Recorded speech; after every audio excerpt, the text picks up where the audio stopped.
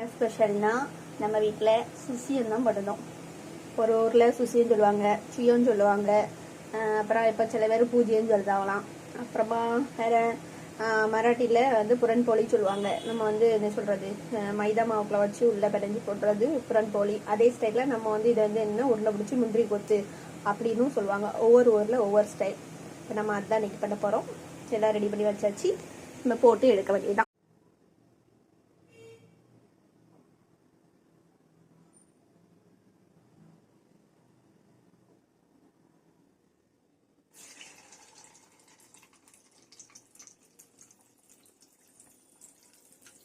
நம்ம மைதா மாவில் சாப்பிட்றத விட இந்த மாதிரி அரிசி மாவு உளுந்து மாவில் டிப் பண்ணி போட்டு சாப்பிட்றது ரொம்ப நல்லது உடம்புக்கு. அதனால தான் இந்த மாதிரி நல்லா வேகட்டும். வெந்ததுக்கப்புறமா எடுக்கலாம்.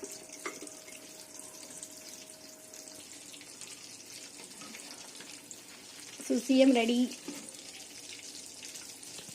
சுசியம் ரெடி, வாங்க சாப்பிட்லாம். இங்கே கிடைக்காது. நம்மளுக்கு வேணும்னா நம்ம தான் வீட்டில் செஞ்சு சாப்பிடணும்.